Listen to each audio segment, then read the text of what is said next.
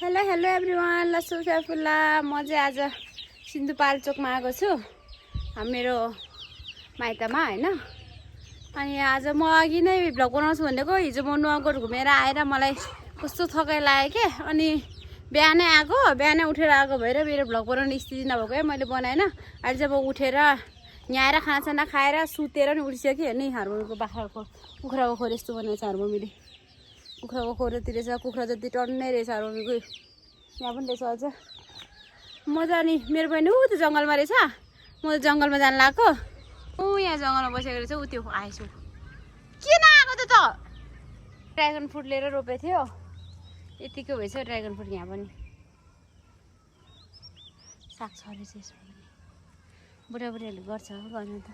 मैले ऊ तल नि रोपेको थिएँ, तर त मरेछ। यहाँ रोपेको थियो, यो चाहिँ बल्ल बल्ल बल्ल बल्ल बल्ल हुन रहेछ। यो चाहिँ हाम्रो गाउँको भ्यूज हो एभ्रिवान। कति राम्रो छ हेर्नु न। यो चाहिँ चौताराको धौचेत भन्ने गाउँ हो। यहाँ चाहिँ यहाँ माथि चाहिँ चौतारा हस्पिटल छ हाम्रो। अनि यो चाहिँ म हो, यो मेरो गाउँ हो। कस्तो राम्रो देखेको हो। यो मेरो गाउँ, यो म। यो हेर्नुहोस् हाम्रो कति राम्रो सिन देख्छ कि पछाडि। मजाले फोटो खिच्नलाई, भिडियो खिच्नलाई होइन, राम्रो सिन देख्छ कि।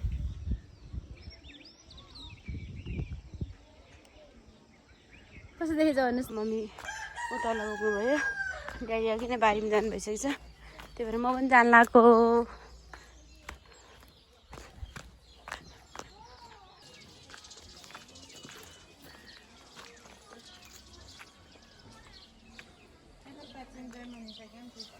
माथि जानु गयो।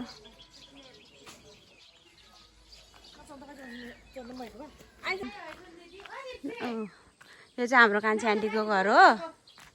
हाम्रो आन्टी बिहान काम गर्न थालेछ। म चाहिँ भर्खर उठेर आएको। हाम्रो आन्टीले गलाइजु बुनेको।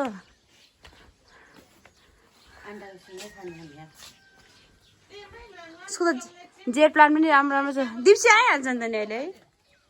हेर्न फुलहरू कति राम्रो बनाएछ हाम्रो आन्टीको घरमा। लु यतिको जाँगारिलो छ ऊ। ओ लाकी, यो पनि भागेर आउँछु।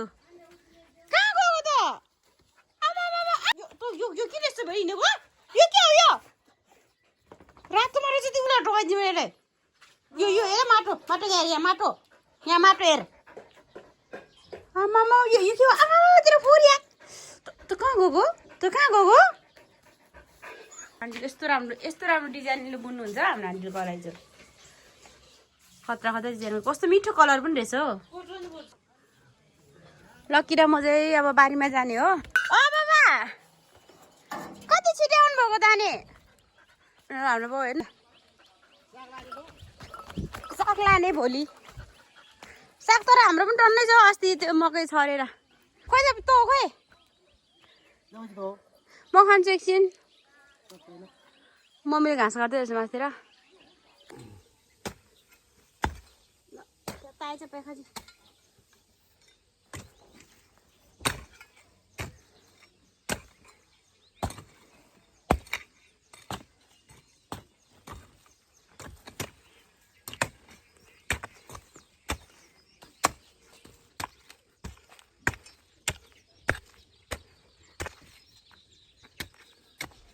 कस्तो जरा नै लाग्छ त? त्यही त हो नि, त्यसो त हो नि।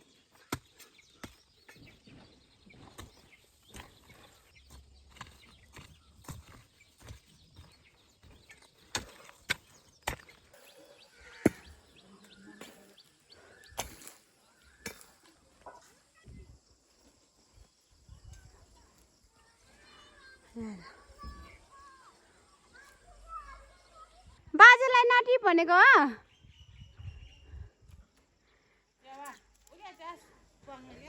हामीले चाहिँ यति खन्यो। म चाहिँ थोरै मात्र खनेको, हामी ड्याडीले धेरै खन्नुभएको। यहाँनिर बिहान बखा चाहिँ चौतारा मिस्त्री हुन्छ, कोही घाँस काट्ने, कोही मकै दोहोऱ्याउने।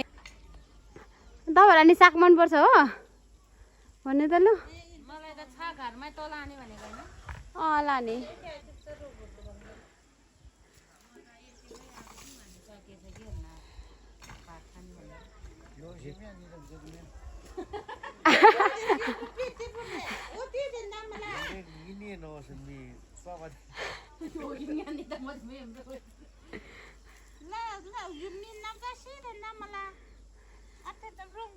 यो चाहिँ हाम्रो कन्थन मन्थन बिहानको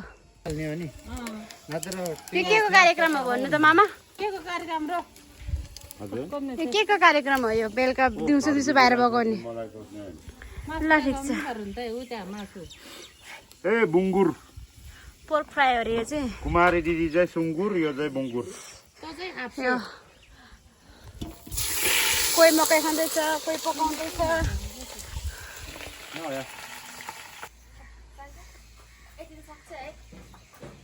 साबुन ल्याउ न छिटो ल्याऊ त्यहाँ नुहाउनु पर्यो तँलाई हेर त कस्तो बोरी भएको छ आम्मा अब माटोमा गयो भने म त प्लाट्टा पर्काइदिन्छु तँलाई फेरि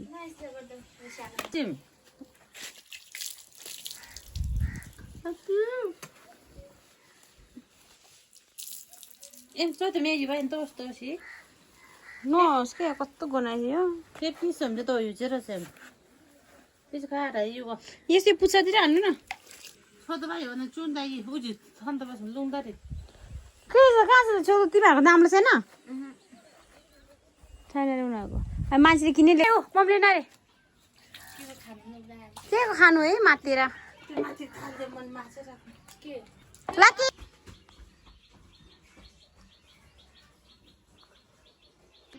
आज एकदम गर्मी छ एभ्रिवान रुखको मुखतिर शीतलमा बस्न आएको जङ्गलमा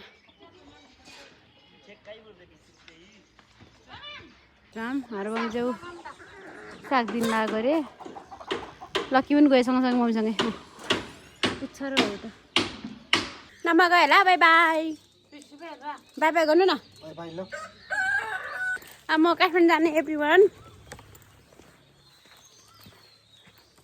के हो मेरो लुगा पनि मिलेन छ त